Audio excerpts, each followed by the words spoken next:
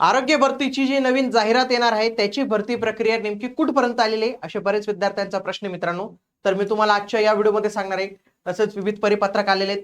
आता परीक्षा कुठे होणार आहे याचे वेगवेगळे तर्क वितर्क लावले जात आहेत. सर्व काही गोष्टी डिटेलमध्ये सांगणार आहे. व्हिडिओ शेवटपर्यंत पूर्ण बघायचा आहे.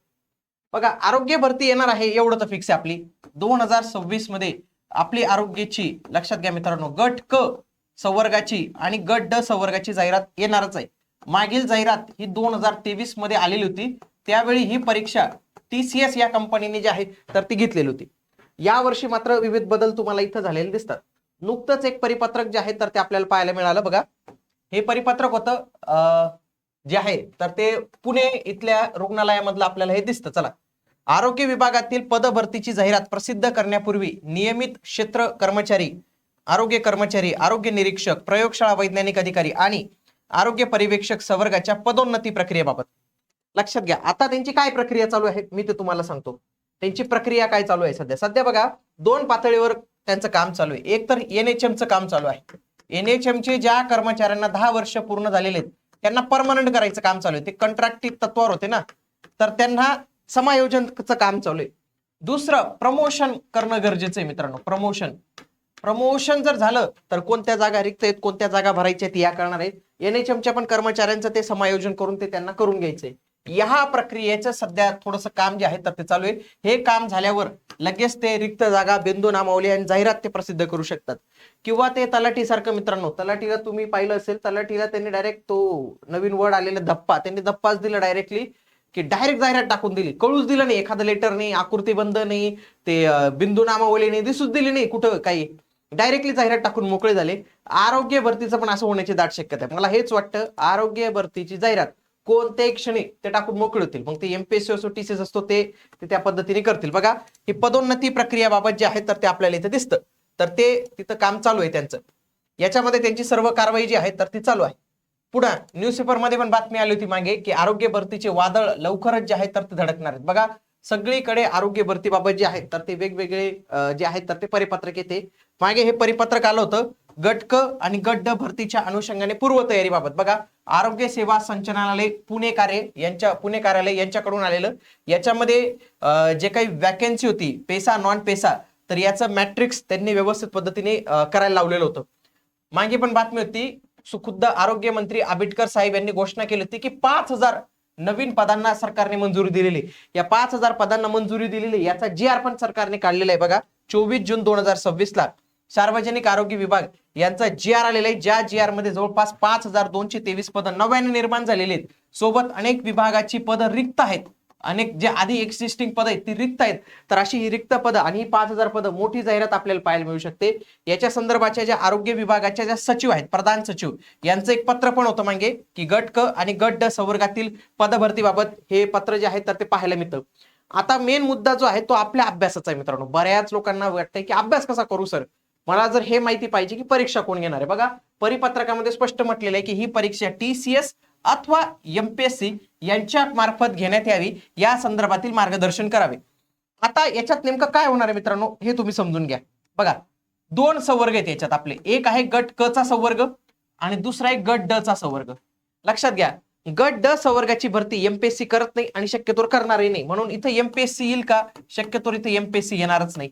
शक्यता आहे मित्रांनो. बघा, अंदाज असतो हा, आणि अंदाज आपणा गोष्ट असते प्रत्येकाची.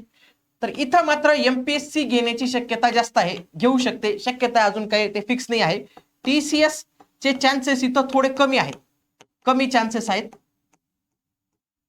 जर त्यांना द्यायचं नसेल, जर त्यांना एकाच व्यक्तीकडे द्यायचं असेल तर TCS कडे देऊ शकतात. इथं मात्र TCS कडे सर्वाधिक जाण्याचे चान्सेस आपल्याला इथं वाटतात. अशा पद्धतीने ते निर्णय घेऊ शकतात. पण त्यांना जर वाटलं आरोग्य विभागाला MPSC कडे ऑलरेडी गट क चा लोड आहे, बाकीचा लोड आहे, ते डायरेक्टली TCS कडे देऊन मोकळे होऊन जातील. परीक्षा जर घेणार असेल तर ते TCSच घेईल. लक्षात घ्या, म्हणजे सरळ सेवेच्या माध्यमातून भरणार असेल तर ते TCS घेईल. बाकी त्यांना MPSC कडे द्यायचं असेल तर ते बाकी ते देऊ शकतात. परंतु मला असं वाटतं खूप सारे पदं असतात आरोग्यामध्ये, काही एका पदासाठी जाहिरात असते, तर त्यावेळी त्यांनाही बेटर पडतं. TCS सोबत त्यांनी मागच्या वेळी काम केलेले, सगळी प्रक्रिया TCS ला माहिती आहे, क्वेश्चन पेपर त्यांच्याकडे सगळं अवेलेबल आहे. तर TCS कडे ही परीक्षा जी आहे तर ती जाऊ शकते का, तर ते लवकरात लवकर त्यांनी जाहीर करावं. पण मला असं वाटतं हे डायरेक्टली ऍड आल्यावरच आपल्याला जे आहे तर ते कळू शकतं. पण नेमकं आता आपण काय केलं पाहिजे, तयारी नेमकी कशी केली पाहिजे, कारण की जाहिरात आली तर त्यानंतर खूप कमी वेळ मिळतो तलाठीला. आपण जे आहे तर ते पाहिलेले बघा. समजा जर एमपीएससी कडे गेली तर एमपीएससीचा पॅटर्न जो आहे तर तो गट कची भरती, तर तो गटकमध्येच गटक सारखाच पॅटर्न जो आहे तर तो आपल्याला बघायला मिळू शकतो, जो आता तलाठीला जो आहे तर तो पॅटर्न आहे. बघा जे कोणी पदवीधर उमेदवार असतील त्यांना तर सध्या तलाठी भरतीची एक चांगली संधी आहे. तर तुम्ही तलाठी भरतीची आपली बॅच जी आहे तर ती जॉईन करू शकतात. लाईव्ह स्वरूपाची बॅच मित्रांनो. सध्या 50% ऑफ मध्ये महाराष्ट्रातील सर्वोत्कृष्ट टीम, प्रत्येक विषयाला सेपरेट टीम, असं नाही की एकच मास्तर सगळं शिकू राहिला, तसं नाही. सगळे व्यक्ती ज्या त्या विषयात पारंगत असलेले, खूप वर्षापासून शिकवत असलेले, अशी सगळी फॅकल्टी तुम्हाला इथे शिकवणार आहे. समजा आता एखादा उमेदवार आहे, पदवीधर आहे, तो आरोग्य विभागाला पण बसतो आणि त्याला तलाठी पण करायचं आहे. तर या पदवीधर उमेदवाराने माझं असं सजेशन राहील की तुम्ही तलाठीचा फॉर्म भरा आणि तलाठीची पण तयारी सुरू ठेवा. तलाठीची तयारी करता करता जर समजा आरोग्य विभागाची जाहिरात एमपीएससी कडे गेली तर त्यावेळी तुम्ही सगळ्यात पुढे राहणार, बाकीच्यांपेक्षा सगळ्यात जास्त पुढे राहणार, तुमची तयारी होऊन जाणार.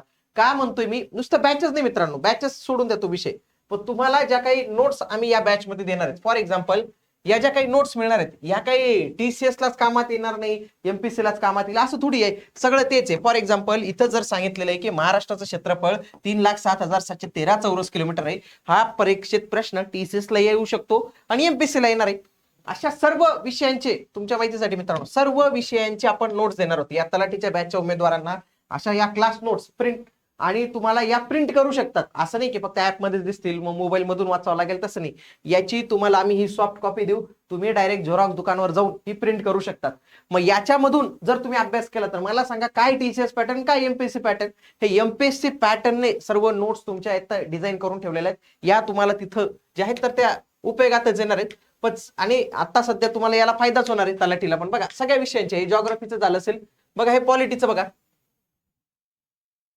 बघा एकदम प्रॉपर पद्धतीने जे आहेत तर ते या नोट्स आपण तलाठीच्या उमेदवारांसाठी तयार केल्या आहेत, एमपीएससीच्या पॅटर्नसाठी तयार केलेल्या आहेत. आरोग्य विभाग जर गेला तर त्यावेळी तुम्हाला खूप जबरदस्त फायदा जो आहे तो होऊ शकतो. बघा या बायोलॉजीच्या नोट्स, सगळ्या नोट्स, सगळं स्टडी मटेरियल, सगळे टेस्ट, इव्हन दो एखादा जर टॉपिक झाला तर समजा इथं तुमचा फंडामेंटल राईट्स हा टॉपिक झाला तर याच्यावरची लगेच पीवायक्यू टेस्ट आपण त्याच्यात देणार, सगळी पीवायक्यू टेस्ट सोबत. तुम्हाला सायन्सची स्टेट बोर्डची बॅच जे आहे तर ते पूर्ण स्टेट बोर्ड, सायन्स नाही सर्व स्टेट बोर्ड सोबत प्रत्येक विषयावर टेस्ट. आणि महाराष्ट्रात ही ऑफर कोणीच करणार आहे. एक म्हणजे काय की तुमच्या जिल्ह्यात जाऊन तुम्ही एमपीएससी ज्या पद्धतीने परीक्षा घेते तशी ऑफलाईनची क्लासरूम मध्ये कॉलेजमध्ये जाऊन पेपर तुम्हाला जे आहे तर तो भेटू शकतो. 5 पेपर्स तुम्हाला हे असे देता येतील. म्हणून जे काही उमेदवार असतील त्यांनी आजच इग्नाइट अकॅडमीचं ऍप्लिकेशन डाउनलोड करून तलाठी ही बॅच जॉईन करावी. तलाठीची तयारी होईल, आरोग्य आली तर तुमची डबल तयारी जी आहे तर ते याच्यात होऊन जाणार आहे मित्रांनो. तर ही चांगली संधी आहे, सध्या संधी सोडू नका. ज्या पद्धतीने 2023चं वातावरण होते मित्रांनो, सेम 2026चं वातावरण आहे. ही संधी गमवू नका, जास्त विचार करू नका, फक्त अभ्यास जो आहे तर तो तुम्ही चांगला ठेवा. खूप जाहिराती तुम्हाला धप्पा देण्यासाठी जे आहेत तर तयार आहेत. भेटूया पुढील व्हिडिओमध्ये, तोपर्यंत जय हिंद, जय महाराष्ट्र, धन्यवाद.